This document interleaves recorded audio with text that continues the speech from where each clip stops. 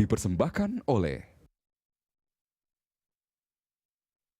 Kembali di Money Report masih membahas soal kebijakan makro prudensial Bank Indonesia, masih bersama Ibu Ita Rulina. Bu Ita, kalau kita bicara soal LTV dan FTV ini, LTV untuk bank konvensional, FTV untuk bank syariah yang berbasis syariah. Nah, kalau kita bicara bahwa ini kebijakannya adalah pelonggaran ini dengan menurunkan uang muka atau down payment property, di sisi lain kan sebetulnya kalau uang mukanya turun, maka cicilannya bukannya jadi semakin tinggi, dan itu akan berbahaya bagi kemampuan, bukan hanya dari kemampuan, tapi bukan hanya kemampuan mencicil, tapi kemampuan untuk mereka membeli properti kan nanti kan ada rasionya juga nih, gajinya sekian belum tentu bisa nyicil sebanyak itu. Nah ini gimana Bu Ita? Ya, benar sekali Mas. Dengan DP-nya turun, memang cicilannya juga memang belum tentu tinggi juga Mas. Belum tentu? Belum tentu. Oke. Kenapa? Karena dengan suku bunga diturunkan dan juga sekarang kan ibaratnya bank itu bisa mengelola resiko yang lebih baik, cost of fund mereka bisa ditekan, itu mungkin mereka bisa memberikan jangka waktu kredit jauh lebih panjang dibandingkan misalnya Mas pergi langsung nyicil ke developer misalnya gitu ya. Tapi kalau misalnya dengan bank, artinya DP yang diturunkan tadi membuat bank lebih leluasa untuk memberikan jangka waktu mungkin lebih panjang sesuai dengan umurnya gitu ya. Dan juga dengan suku bunga acuan BI yang juga turun, ini insya Allah juga cicilannya belum tentu berat-berat benar. Artinya diharapkan memang dengan istilahnya bunga apa yang diturunkan tadi? Bunga BI rate. Bunga acuan, BI rate tadi diturunkan. Iya. Artinya bunga kredit juga mestinya juga mengikuti itu ya? Idealnya seperti itu. Oke. Nah, kalau kita bicara soal LTV dan FTV yang dilonggarkan ini harapannya targetnya itu sudah dihitung belum sama Bank Indonesia? Artinya akan ada peningkatan berapa persen sebetulnya? Ya. Dari hitungan kita cukup signifikan Mas. Artinya makanya juga pada waktu kita melakukan simulasi, ini kita melihat ada potensi pembiayaan yang dapat diberikan oleh bank. Dari mana potensi pembiayaan itu? Yaitu dari pembiayaan yang selama ini langsung diberikan oleh developernya. Mungkin kalau Mas kemarin ke pameran-pameran perumahan, Mas mendapatkan penawaran, boleh nyicil langsung tanpa bank kepada developernya. Iya, tapi cuma setahun. Cuma setahun, 2 tahun. Terus cicilan juga gede, gitu kan Mas ya? Pastinya besar sekali.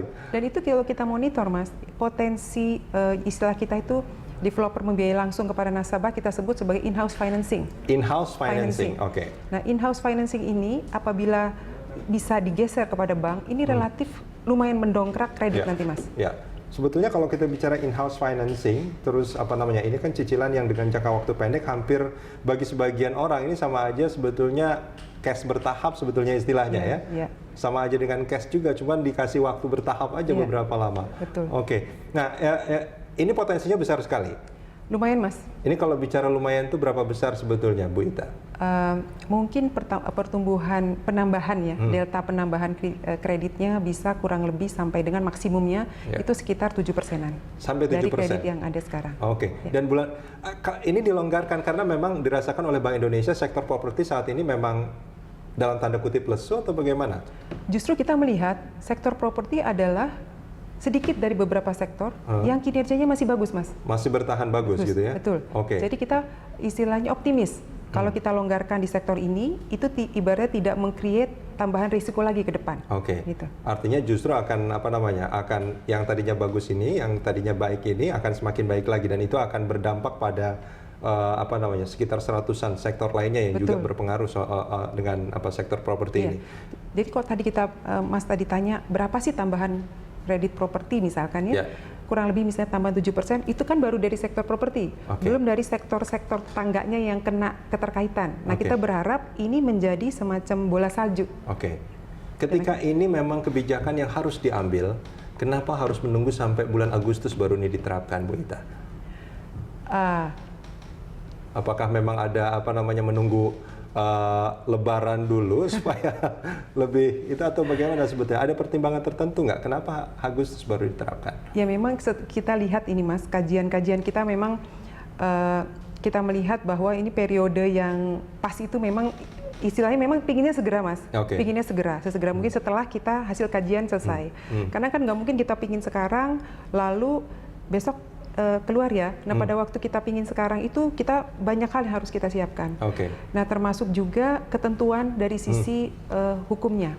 Jangan sampai juga kita nanti malah meng-create masalah. Nah, persiapan itu tadi, termasuk juga nanti kita diskusi dengan stakeholder, kita mengedukasi masyarakat, itu kurang lebih kita ukur ya sampai dengan Agustus cukuplah gitu. Nah, Bu Ita, ketika kebijakan pelonggaran LTV dan FTV ini dilakukan untuk menjaga resiko sistem keuangan itu tidak tinggi gitu, ada nggak semacam contingency plan gitu atau plan B ketika ini memang kurang berdampak signifikan, BI juga sudah mempersiapkan hal itu. Apa yang akan dilakukan seandainya ini kurang berpengaruh secara signifikan? Dalam menjaga stabilitas sistem keuangan itu memang bukan hanya BI saja, Mas. Jadi ada otoritas lain yang juga ikut berperan.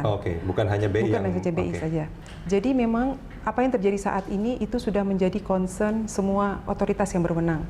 Dan tentu saja kita melakukan koordinasi aktif dengan rekan-rekan di tetangga sebelah gitu ya. Supaya apa? Supaya kebijakan yang satu ibaratnya tidak mengeliminir gitu kebijakan yang lainnya.